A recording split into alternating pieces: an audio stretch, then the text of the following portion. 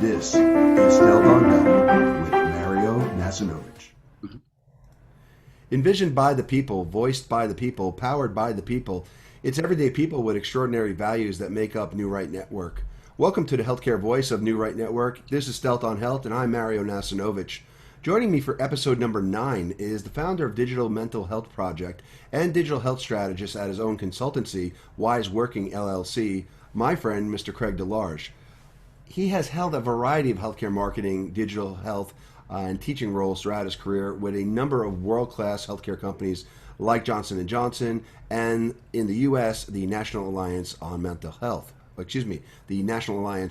Illness. He has taught marketing, communications, and strategy for a number of years at Philadelphia University. He has degrees in marketing and design management, where he has his bachelor's as well as his MBA, and is currently a candidate for a public health graduate student at King's College in London. He's also a published author of the WiseWorking Handbook from 2014, which we'll talk about a little bit later on.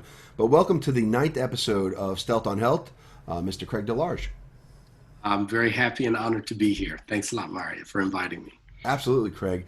So I have thought, and certainly I've rattled my brain on at least 20 different ways to kick off this interview, and I'll simply start by asking, what's your earliest recollection, personally, of anything computer related? Oh, yeah. So this is a good one. So, my father worked in IT, worked for J&J for a number of years, by the way. And back in the 70s, I remember he used to take me to his office with him. He was a programmer. And so these were the days, most people won't remember this. So you had key punch cards. So you had these baskets of cardboard cards that have the holes punched in them. And that's what would feed the program into a computer.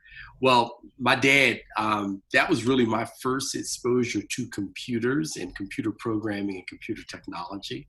Wow. And certainly because my father worked in IT, it inspired me over many years as I grew up to be around computers, develop my, I would say, original passion for technology.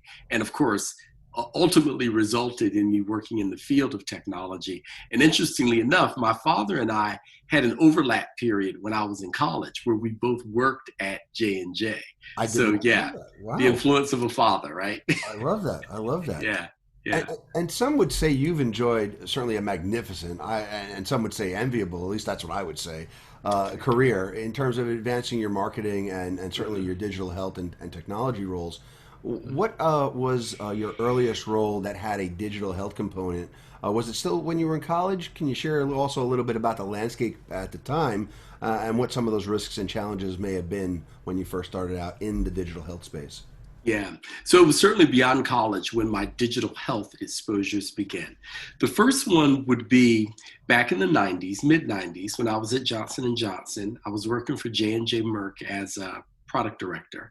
And I had a situation where my product got booted off of the Salesforce calendar.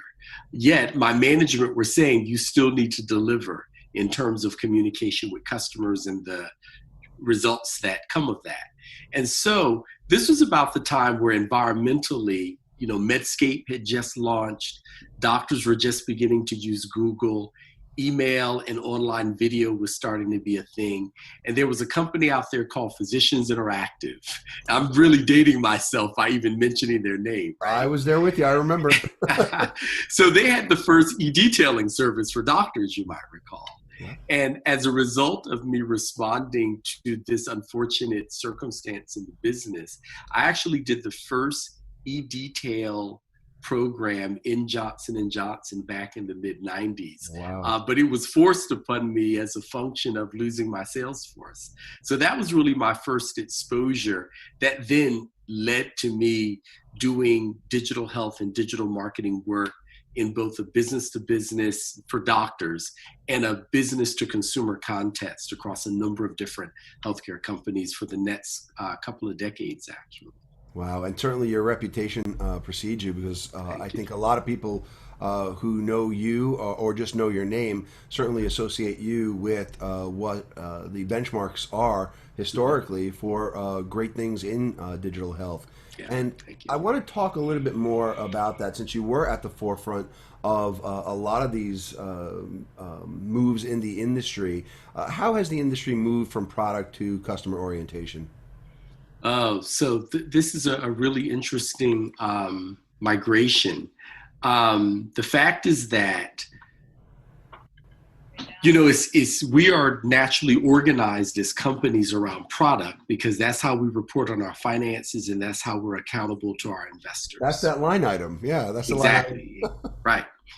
But what it is that as customers have gained more power and have been more vocal about what they need in order to continue to benefit from what we offer as healthcare, whether that's from a product or a services standpoint, it has created a pain because in organizations, when things are so focused on product, you're actually doing a better job of serving the needs of a product than of a customer. But as customers have become more demanding, in some cases taking their business everywhere, elsewhere, and certainly as we have had new generations of healthcare companies and a lot of them digital health companies that have come into the market, and they've begun to nibble away at traditional revenues and customer loyalty. Companies have really not had as much choice to stay with how they've traditionally done things and have had, as a result, been forced to become more oriented to customers. And work that I've done across a number of companies, particularly in the last decade, has really been focused on figuring out how to take traditional product-oriented cultures and begin to integrate a customer focus. It's not about leaving one and going wholly to the other, but it's about finding a proper balance where the needs of investors and the needs of customers are better met in a simultaneous fashion. And I think we could also agree that when we do a better job of meeting the needs of customers, we actually get the results that allow us to meet the needs of investors. Agree. Yeah. And some of those audiences, or those key stakeholders in the pharmaceutical world, have been healthcare practitioners. Yeah. And certainly you were, again, right at the forefront of what a definition was for a healthcare practitioner portal. How have these HCP portals, how have they evolved over time? Yeah. So I would say in a nutshell that they have gone from being brochures that were required by the FDA so that at the very least a healthcare professional could get product information and the prescribing information, and evolved from brochures to being service providers, so that in addition to just getting the basic information about a product, the doctor would also be able to order samples, or get access to the patient assistance programs or the medical department of a company. And now we see an evolution, I would say a third generation, not that most companies are doing this yet. Some are, and there's an opportunity for a lot more of this, that they're actually becoming customer portals. So that in addition to getting information, in addition to having basic services where you provide the doctor what they need, and COVID-19, by the way, is accelerating this. They now are becoming the place where the representative meets with the doctor, where the medical department provides reprint and other types of medical information to the doctor. You also see instances where the portal moves from destination to distribution.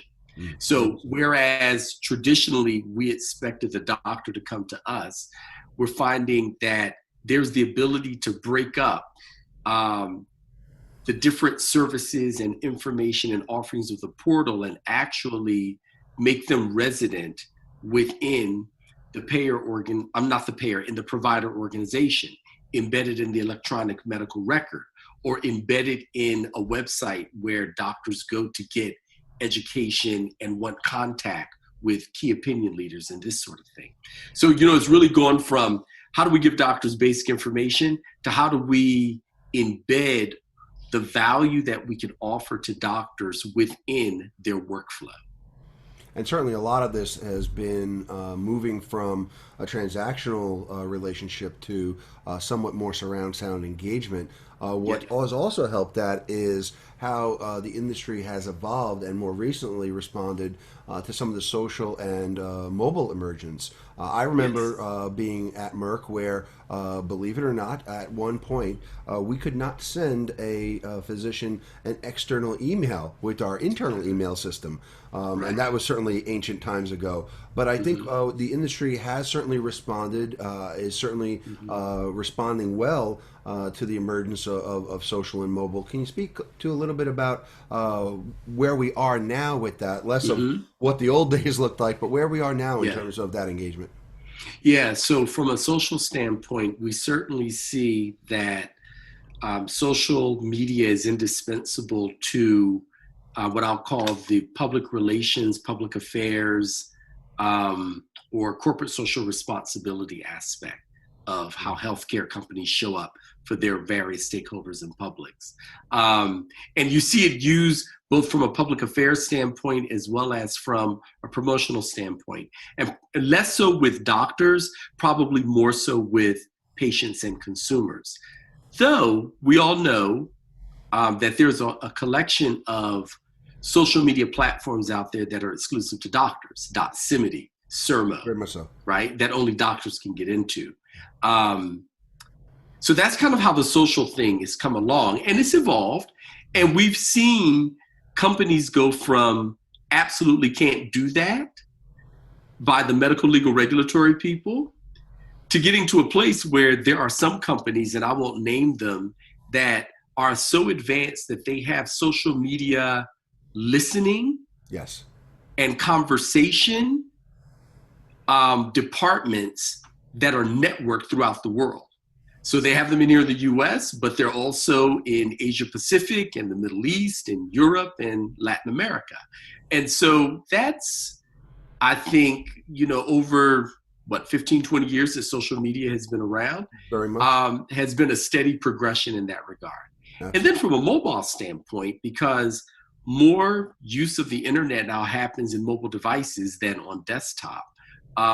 We've seen how companies have gone from pure desktop to kind of mobile enabled websites and experiences.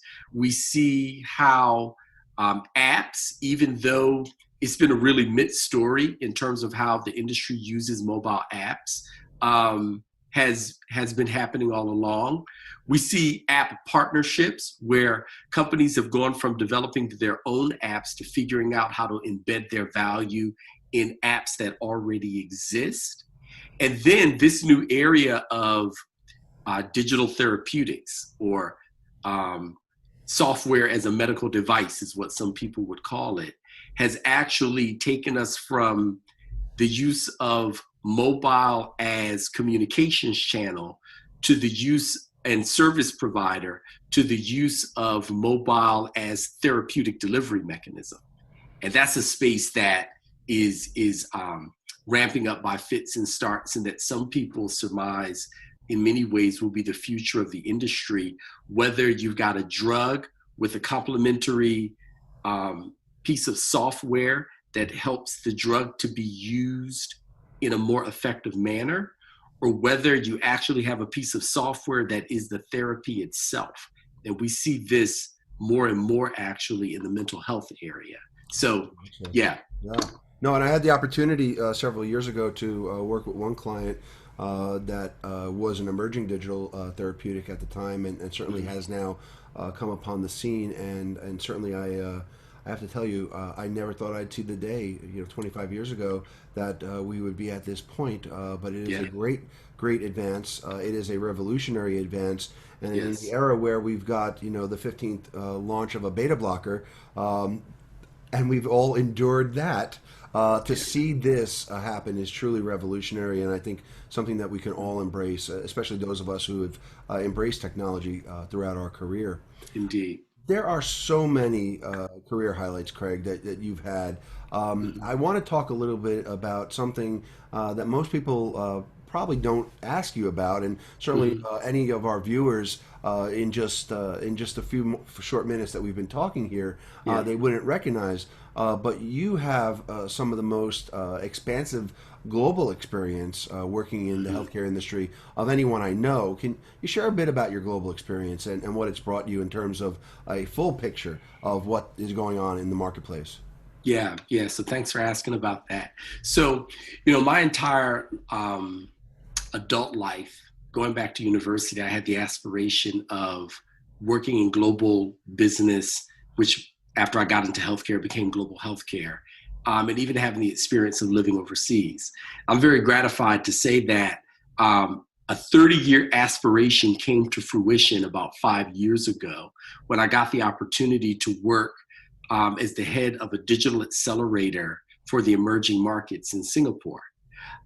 There was a role where I led digital strategy for a number of markets across the global East and South, with emphasis on Korea, China, Brazil, and Russia. And there were other markets that I worked in, but those were the key markets I worked in.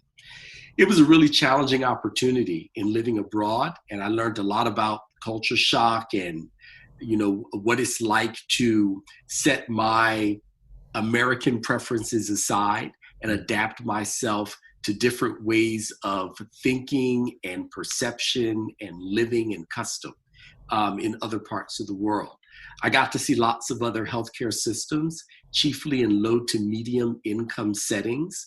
There was a lot of challenging but fruitful work around navigating other cultures. And it really helped me to gain a whole new sense of what it is to be an American, both in terms of the privilege that comes of being an American, but also in terms of the blinders and biases So many, yeah. that you don't realize when you're in the water of American culture, but that become very stark when you get outside of that culture. And I'll tell you, the experience overall, aside from the personal and professional development that I got out of it, really inspired me towards taking the rest of my career towards more of a focus on what I'll call public versus private health.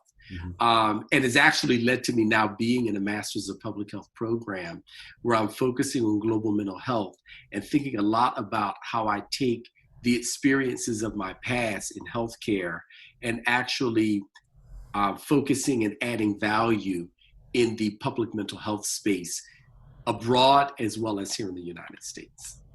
Now there was a starting point to all of this, and I've planted a milestone in my mind. Well, we've talked about it previously on a one-to-one basis. In the November 2014 issue of Healthcare Marketers Exchange, which is one of the most enjoyable publications because it does focus much more on the social aspects, and not social media, but the social aspects and the shared values of really what underpins this industry, and really the thoughtfulness and the graciousness and the gratefulness that comes from so many. And in this great publication that Nancy Leonard has led for years, you wrote about some deeply personal experiences that you and your family had 6 years prior. Now, 2014 is a year that we're going to refer to several times in this interview here today. But can you share with our audience a bit about your personal backstory, about what brought you to your current role, balancing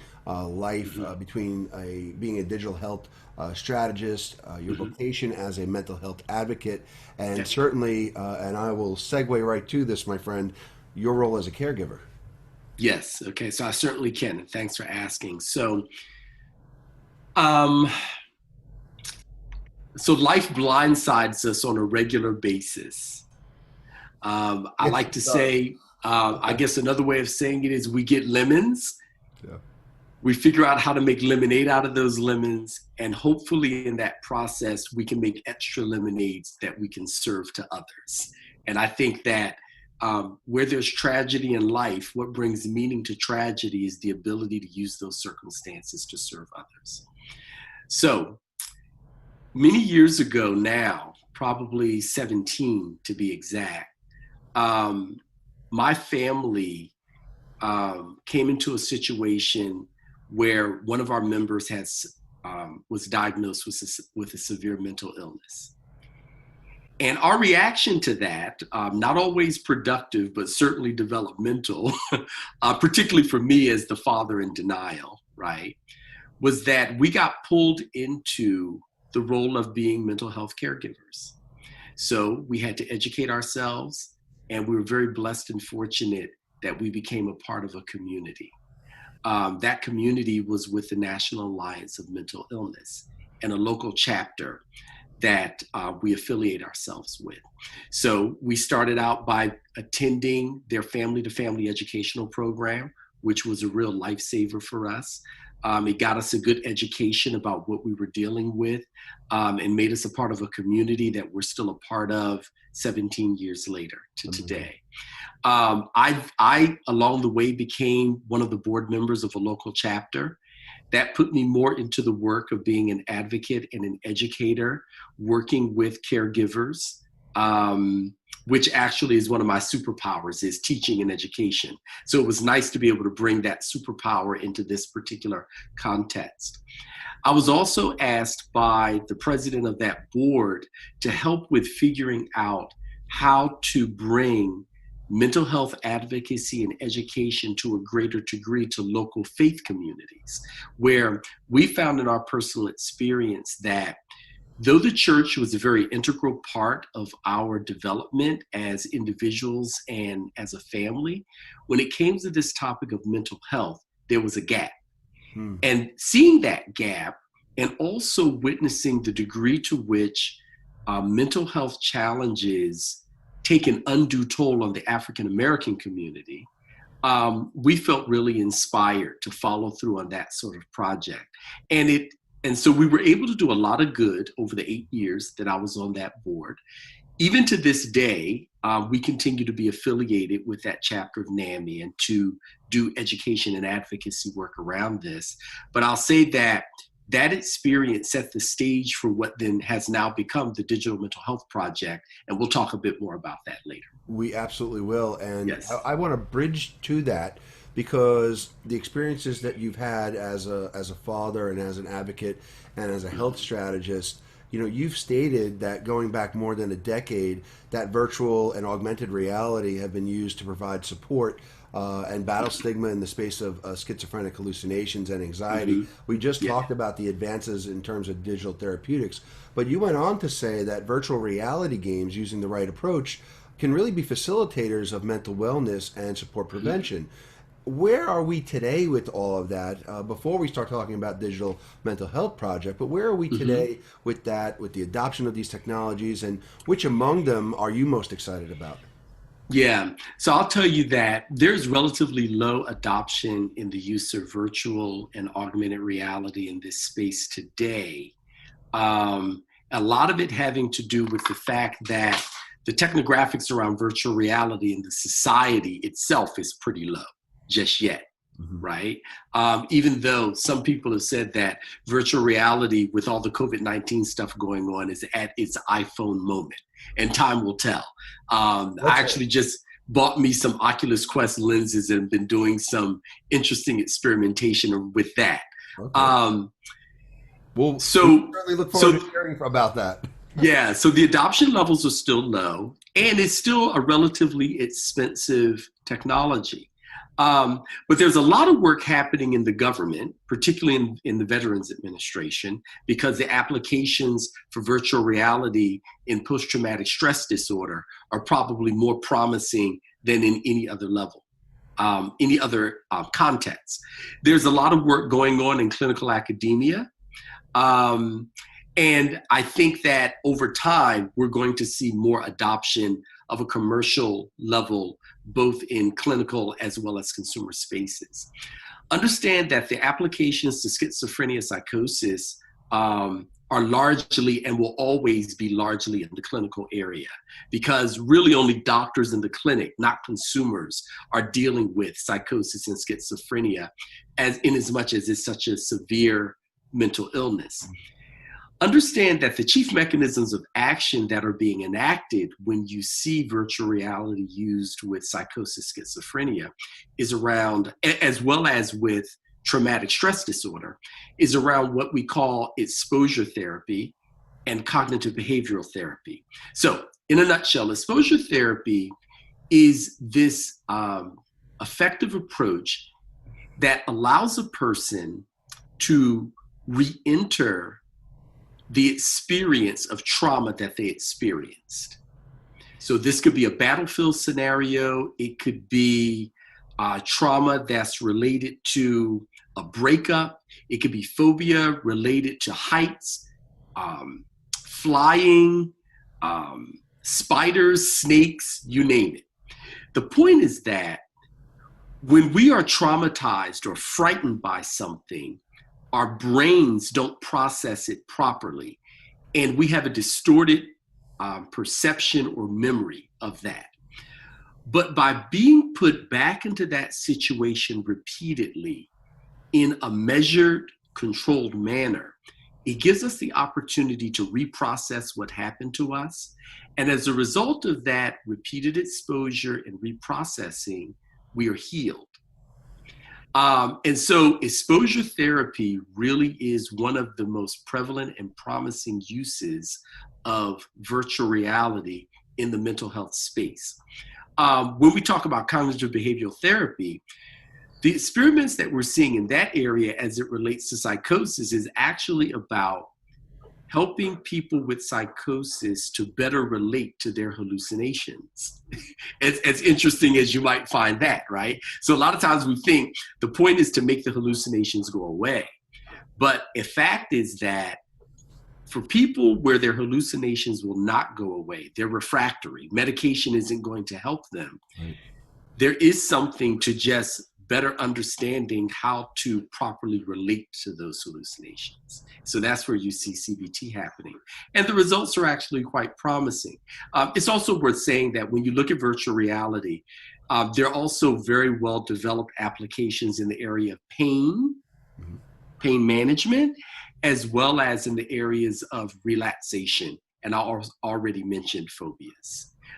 Very much so. Yeah. You know, taking all this into account, and we said we were going to come back to 2014, that was really a tipping point for you on so many different levels. But you started the digital mental health project that year. So you and your wife Cheryl are the principals. Cheryl is the learning and development leader. You're the digital health strategist side of the house. And really, this brings together a lot about your occupational expertise and vocational calling to really positively impact mental health outcomes. Tell us a little bit about your original intention of this initiative, and how has it really evolved or developed to what it is today? Yeah. So in 2014, I was between jobs and I took a sabbatical. I remember. Yeah, and as you know, with a sabbatical, I was envious. You're not sitting on the beach. You have to find some research to do. I was actually sitting at this very same desk I'm sitting at right now. Wow. And I was thinking, what am I going to do research on? And it was as if the universe poured the idea into the top of my head. And it was this: take time to map the territory where mental health and digital technology intersect, because these are two passions of yours, one occupational, one vocational. So this initial mapping that we put together led to education and research about that territory so that we can inform others in our network that this is the value that can be gotten from this. So it started as technographic and a bit of ethnographic research. And this actually continues because in my Master's of Public Health program, my intention is actually to center my thesis work around this intersection between digital and mental health. That then evolved as we went from the mapping process to doing some research studies to doing a lot of education at conferences to rediscovering that there's a real gap in the market when it comes to literacy. Very much so. You have a lot of solutions out there, relatively low level of adoption of those solutions, a lot of it having to do with a lack of awareness, a lack of understanding, or a lack of how to approach the selection of these technologies for integration into one's lifestyle. And so we decided to not develop another technology, but to actually work on educational programs that make for a better adoption of those technologies. Thus, our stress tech and mental tech literacy work, which we'll talk a bit more about later. Absolutely. And you've stated that the project evolved to a desire to understand how the digital mental health solutions, which have been developed, can be made more accessible, adopted by, and certainly looking towards those populations who are not yet benefiting from them. So I would say that, this is a marathon, not a foot race, as many have overused that term, but certainly in terms of the adoption process here, this is one where we are certainly a bit more methodical than we would like. How have you personally been able to keep pace with the innovations that are taking place? Because certainly those are those are moving a lot more faster than the actual adoption is. Yeah, every day there is a new headline about a merger or a new funding round or a new offering that's coming out of some incubator or Very much so. Research lab. And so how we've been keeping track of this is a regular scan of the consumer and academic press. So I've got some good Google alerts, right? They keep me informed. But I would say even more importantly is maintaining and continually growing a global network of colleagues that are working in this space. Some of the best sources that I have are Slack and WhatsApp groups. Where people who are either pure digital tech interested in mental health, or mental health interested in digital tech, or we like to talk about the categories of founders that are starting companies, funders that are putting money and resources into the solutions, or implementers. These are the payer provider organizations that are taking those technologies and building them into care pathways.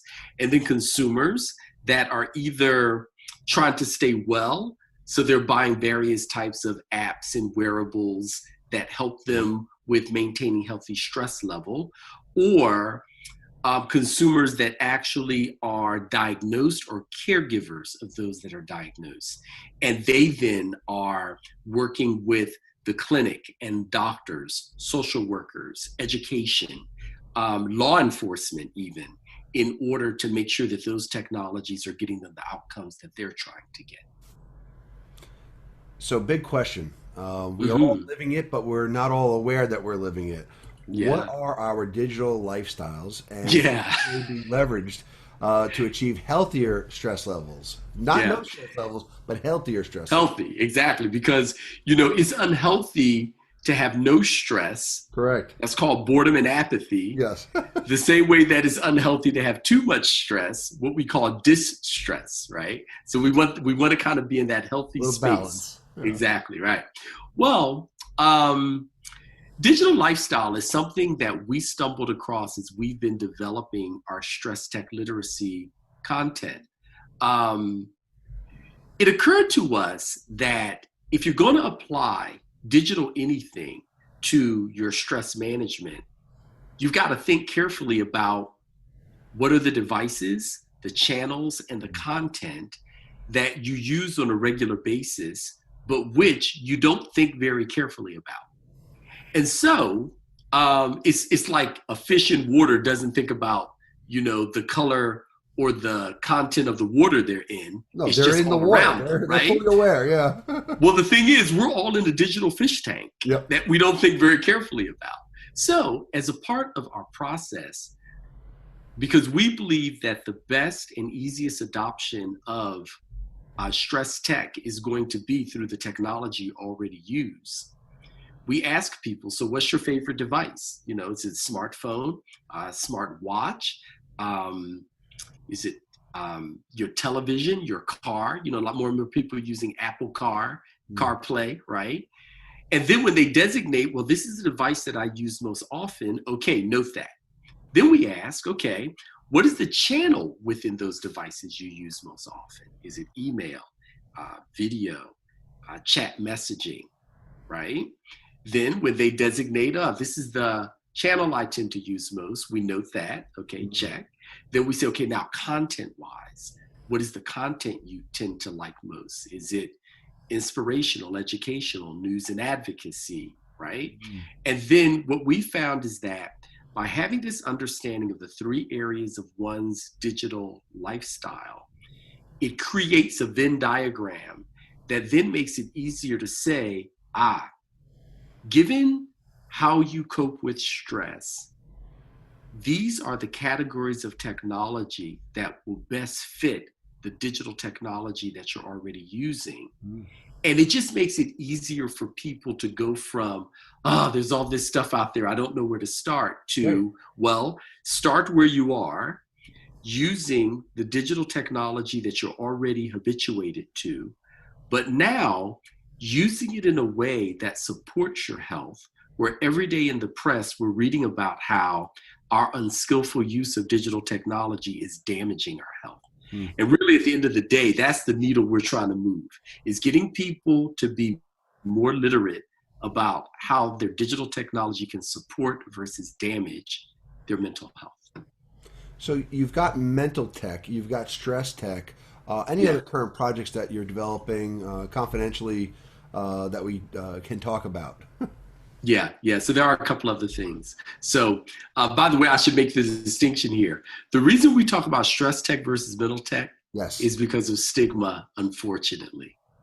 And what we've learned, and we've even been told this by our customers, when you mention mental anything, people run away because they associate it with sickness. Right. But everyone will talk to you about stress. So we make this distinction, that's a big lesson right? learned, and certainly a big distinction. Oh, yeah. So we make this distinction because stress tech is about people who are not diagnosed but know that they need to stay well. And mental tech is for people who are diagnosed, very likely working with a doctor, and it's a different application of the same technology to get a different type of outcome. So that's an important distinction. But now, to get back to the question you asked me, other work and projects that we're working on right now is we continue to do advisory work for founders, funders, and implementers in this space as it relates to market landscaping and go-to-market strategy. And we've had a particular focus recently around comorbidity between chronic illness and depression, where we know from research that there's a pretty significant situation where people who have diabetes, heart conditions, gastrointestinal, respiratory, will also, because of the shock and stress of having a chronic illness, they will also be simultaneously dealing with depression and anxiety. And when they are, that depression and anxiety actually reduces the chances that they will take care of themselves in ways that help them to have better outcomes when it comes to their chronic illness. So we're very interested in this overlap and how digital mental health interventions can actually result in better chronic illness outcomes. So we're doing a lot of work in that area from an advisory and consulting standpoint.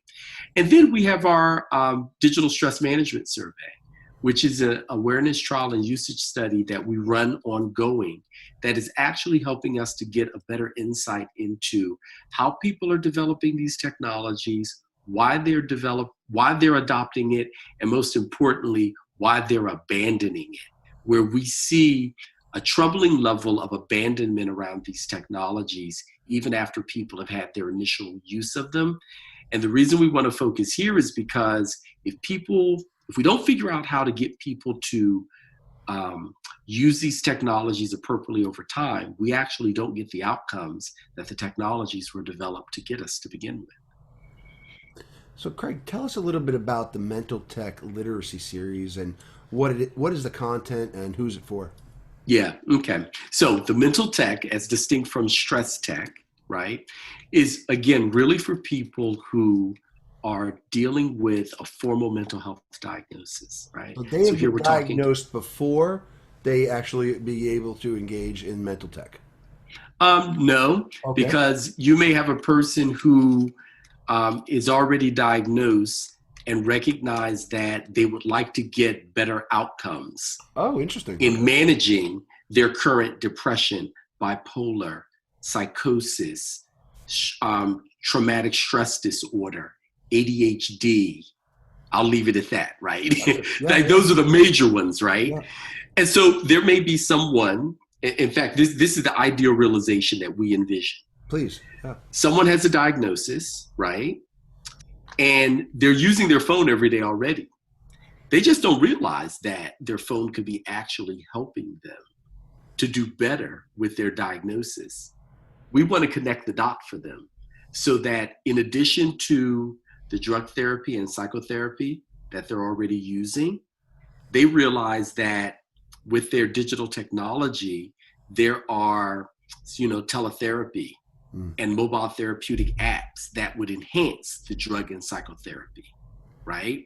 There are websites and peer support groups that would actually enhance social support and ongoing education. There are wearables that they could adopt that actually would enhance their ability to practice the therapies that have been given to them by their doctors, and would actually enhance their ability to track the degree to which they're doing well in therapy, and would actually flag for both they and their doctors if they're having a relapse. Well, most people don't realize that all of those modes of technology are available today as we speak that would actually help them to level up in terms of how they are coping with their mental illness. But here's an equally, if not more important element.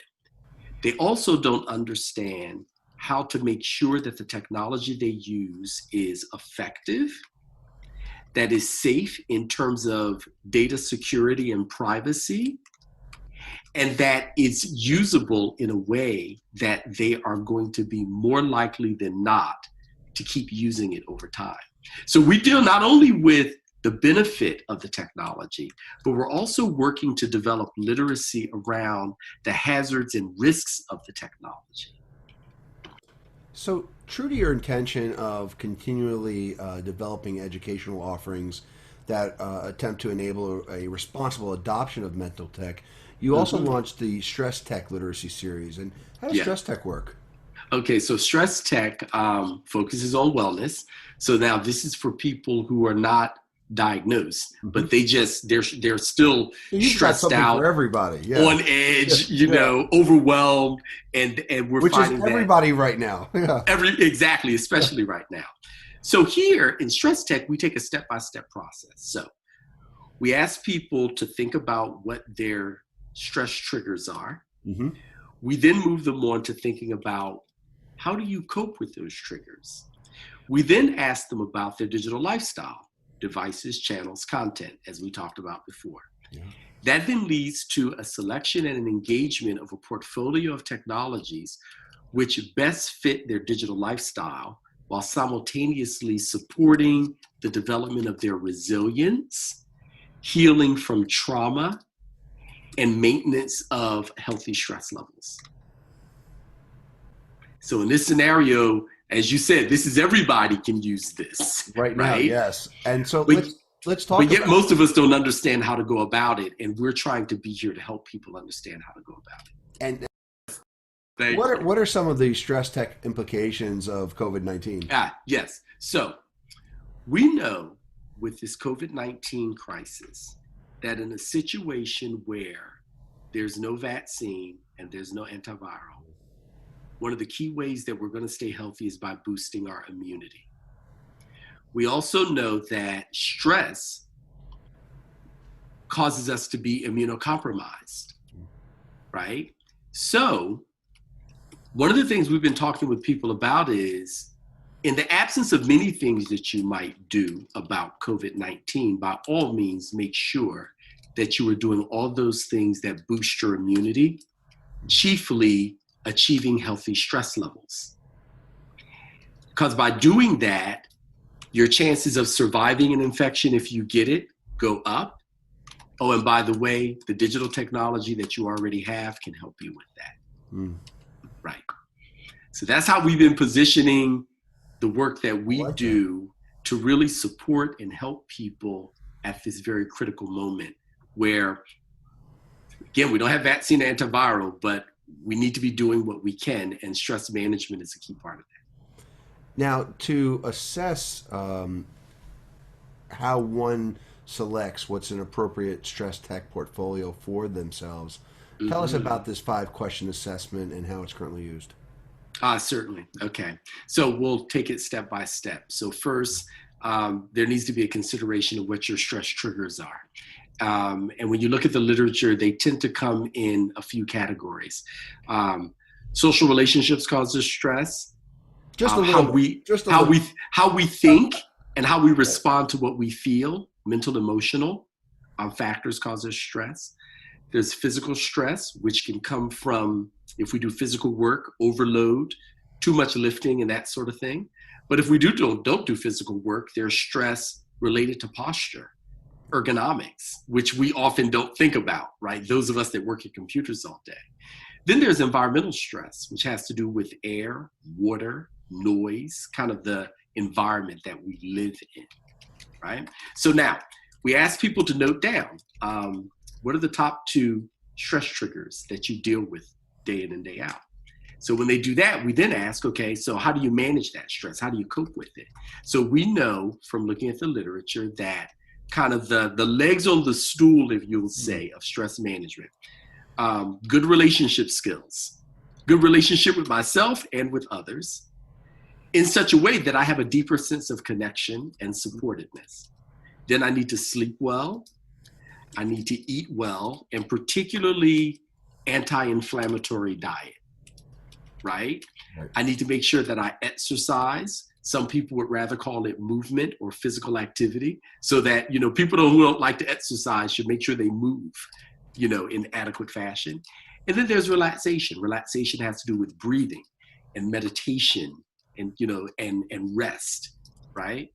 So when one then says, okay, these are the ways that I spend most of my time coping with my stress triggers, we then move into, all right, now tell me about your device of preference, your channel of preference, and your content of preference. Well, with the answer to those 5 questions, we then are able to go into our database and actually look at the technologies that have been developed that fit that lifestyle. It works in that device, works through those channels, and tends to provide that type of content, and it addresses the coping. So it's designed to support sleep or diet or movement or better social relationships and connection or relaxation. And then when you work with that Venn diagram, you actually kind of get down to a preferential portfolio of technologies where you can start to explore how these, again, it's going to be teletherapy, some type of mobile app, some sort of wearable, virtual reality. If you're a caregiver, it might actually go into care coordination platforms. Very much so. Right? Yeah. Some people don't realize it's something like Uber or TaskRabbit, right? Yeah. If you need someone to come clean your house or to get your loved one to a doctor's appointment, that's a form of stress tech, right? Exactly. But the point is that once we understand the answer to these 5 questions, we're able to then use our deep knowledge of this space to go to people and suggest that they start to experiment with these tech. And if it's within any sort of care context, to work with their doctors or social worker or teacher or law enforcement in making sure that they make best use of it. And all this is about balance and life in balance. And Yes. you recently wrote an article, and this is a fascinating article. We'll hopefully add the link into the show notes as well for this one. But you said, and this was the title of it, a balanced digital content diet as a key to resilience. I can't think of a better prescription for all of us right now than this. Certainly, too much is absolutely not good. And in fact, in the article, you stated that in an age of overwhelming content access, variety, and choice, it's all too easy to gravitate, like with food, towards what's sweet, what's salty, what's fattening, and while neglecting Yeah. other content that would actually make for a healthier balance. So for Yeah. me, I think this sounds spot on. It's absolutely poetic. Sounds ideal. Hmm. But Craig, what is a balanced content diet, and how does one stick to this balanced digital content diet? Well, let me tell you, it is as difficult, at least as difficult to do with content as with food. And there's no Jenny Craig to But help. No Weight Watchers to help here. not yet, but you're giving me an idea now, right? I am. Can we? I'm going to Can we plant be that seed. Can we get the started on digital that content tomorrow? watchers?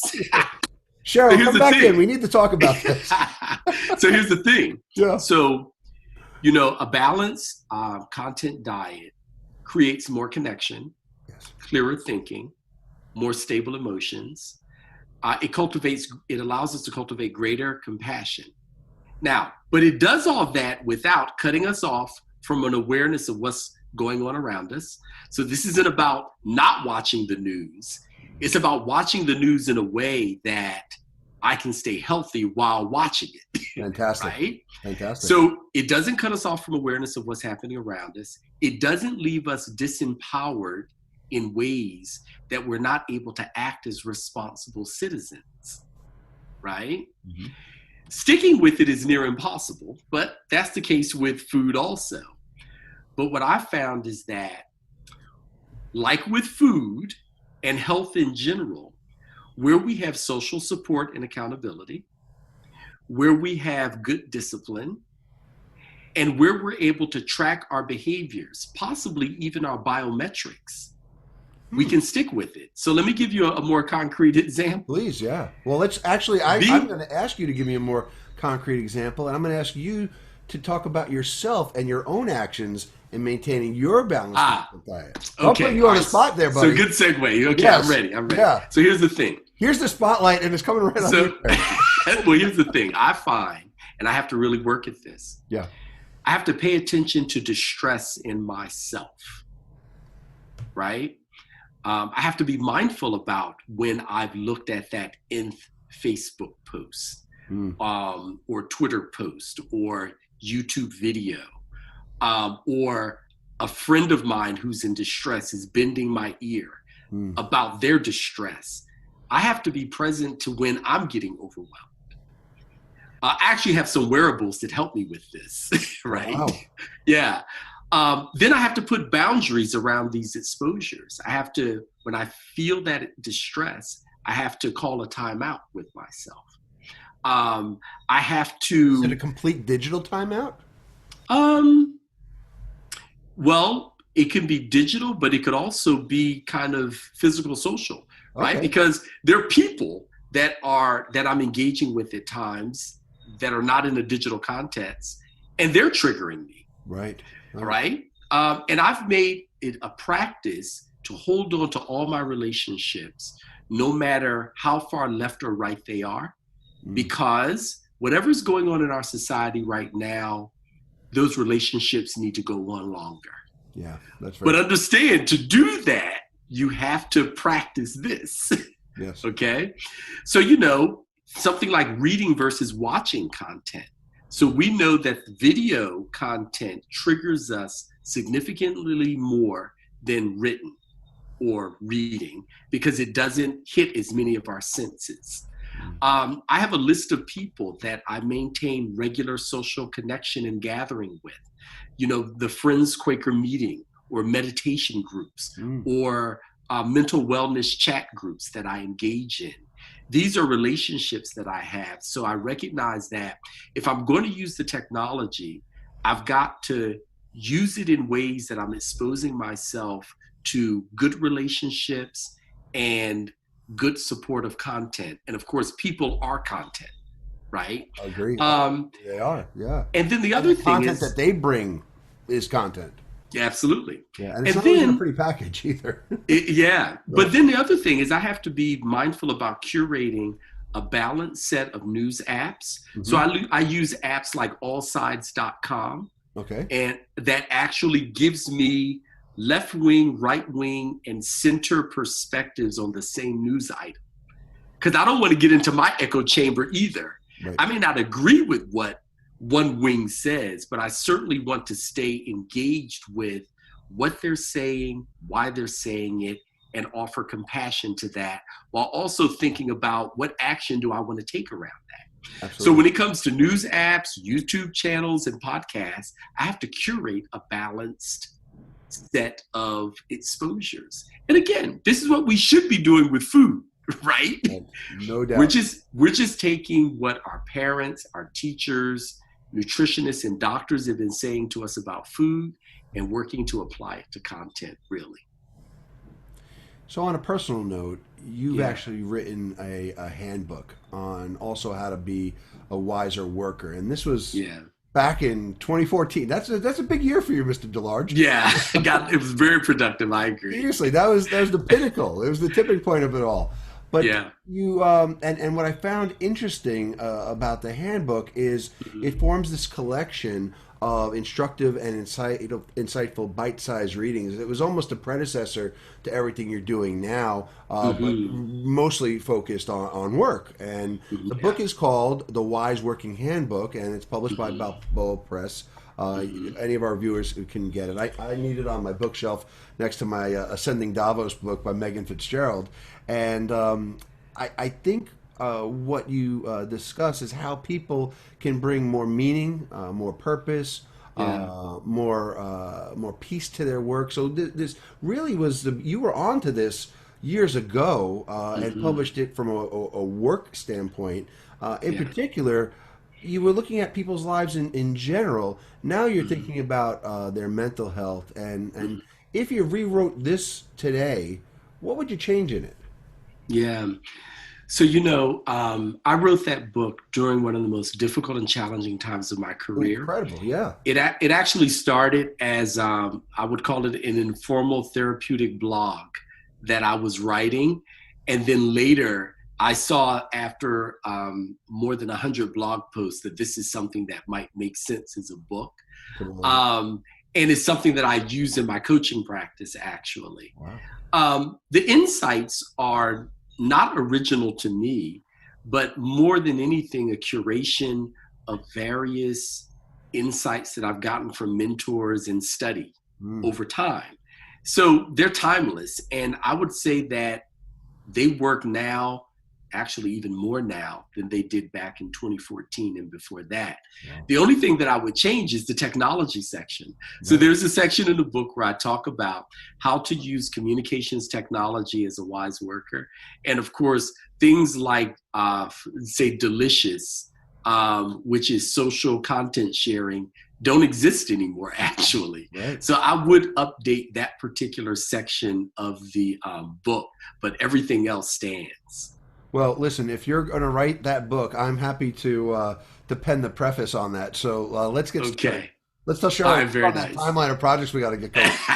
Okay. Very nice. Very nice. So, listen, you've accomplished so much, and I hope this has been an inspiration to everyone out there that, regardless of what they're going through right now, that there are certainly techniques, there's tools that help, and some of those can be in our own phones right now. We just don't know how to optimize them. And certainly, you have created an incredible ecosystem in the Digital Mental Health Project to really help facilitate these conversations and help people reach their goals of living a better and healthier life and a better digital lifestyle. What are your personal goals and professional goals right now, and what would you love to accomplish next? You've accomplished so much, Craig. Yes, I'll tell you. The North Star mantras of my career are around improving health and developing leaders, and so I've done that. I've been very fortunate to do that. My pretty much my entire career up to this point. And I can expect to continue that. The pivot, though, will be, as I said earlier, more towards public and population health versus Yeah. private health. So my immediate intention is to finish my master's of public health program, right? Which I'm on the slow boat there. So I start in 2018. I'll finish in 2022 is what I expect. Excellent. We're also going to continue to grow our educational offerings around mental tech and stress tech, because we believe that this is a gap in the market right now. that leverages our superpowers around education and development, and we're going to continue with that. I'll tell you that I'm also, as I'm in a career transition, investigating public school teaching as well as family peer support specialist opportunities. And so we know what public school teachers are, right? It's a great need there in society. But family peer support specialist is this role that's begun to come up in a number of states around the country where behavioral health systems hire family members with a lived experience of caring for the mentally ill to actually help with navigation of the system, coaching, and peer support. And so I'm beginning some training around that, and those are two roles that I'm investigating right now. And then, aside from that, because I don't intend to retire, but to just I intend to be more playfully engaged, right? I'm going to steal that from you. Around improving health and developing leaders. And so, beyond those immediate things, I'm going to stay open to where I'm called to lead in the area of population mental health, whether it's abroad, because I really did enjoy when I lived in Asia. And I also have some interest in doing work in the African subcontinent, as well as right here in the United States, where my family and my community are. Fantastic. I think they're all admirable goals, and certainly I hope you achieve all of that and then some playfully. And certainly I did want to say thank you because for me and the times that we've engaged, whether I've heard you speak at conferences where we've had one-to-one discussions or when we've sat around boardroom tables together for the various boards, I do want to just say thank you because I've always stopped what I was doing and listened keenly to whatever you had to say. One, because I absolutely love literally every piece of advice strategically that you've ever given. I may not have always known what the heck you were talking about and needed further clarification or needed to go do more research because you were so ahead of the curve at times. But I do want to say one thing. There is something to be said about the people that you do connect with, the people that you observe, the people that you do maintain connection with, and that maintain connection with you. And I know one thing is for certain, when it comes to my digital lifestyle and it comes to my digital mental health, it has only been improved being connected to you for all these years. Thank you for your sage wisdom. You have led also by example in so many ways, and allow me the moment to be a testimonial for you, for our viewers, because I think this is important. And I don't say this enough, and I could probably say it every day. But there are people like Craig DeLarge that I think people need to realize that are in their lives for a reason, and at times it is for inspirational purposes to get you off of your lazy butt to actually go and do something. And for me, I have been very envious of some of the times where, and it doesn't matter what time of day or where you have been in the world, there will be some insightful post that you put up, or there'll be a sharing of a job opportunity that you have found or somebody has shared with you that you are then passing on. And I think for us, if we really want to put away what was our normal and get to a better level of self-actualization as individuals, we need to really dedicate ourselves to being there for other people. And it's a simple concept, but that concept of we are all one people. There is a global population here where at any moment, at any time, I can connect with you and I can do good.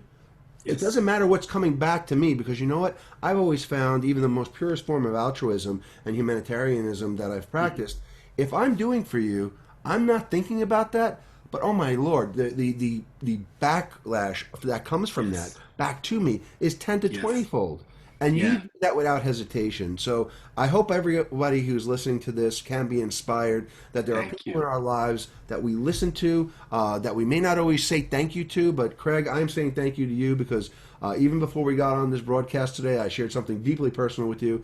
And at one moment this afternoon, I wasn't sure I was going to be able to have this interview. I am refreshed by just speaking to you. And people have to find people in their lives, personally and professionally, that can be uplifted, and you are an uplifting human being. And I thank you for making this your life's work, because it is inspiring, and I think it's going to lead a lot of people that are listening to this to think a lot more about what they do, how they engage, and how to improve their digital lifestyle, as opposed to just doing the doing. We've got to stop that.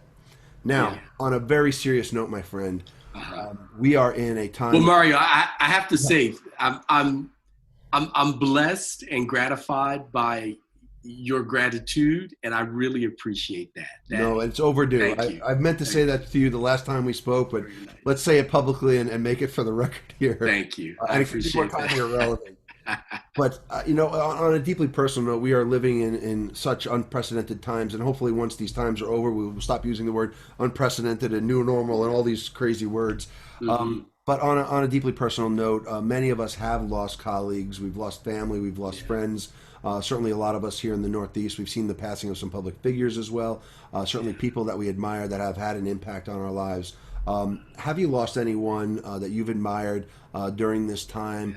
Who were they? What was their influence on you, your life, your career? Can you tell us about them and your relationship with them?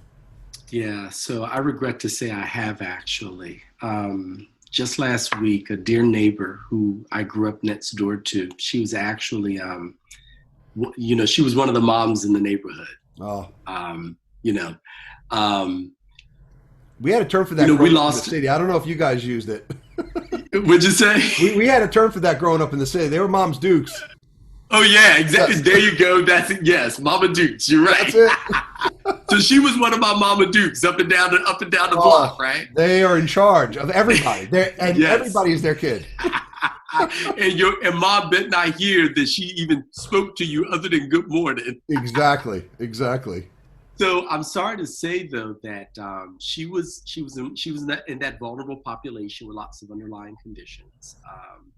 And she contracted the virus and passed away within 24 hours. Not surprising, but deeply sorrowful. She raised me. She kept me healthy with her good cooking. She encouraged me in my potential. She disciplined me in my foolishness. I had the honor of being invited to be physically at her funeral. Wow. and had words to say in eulogy as to her memory. And it was especially challenging.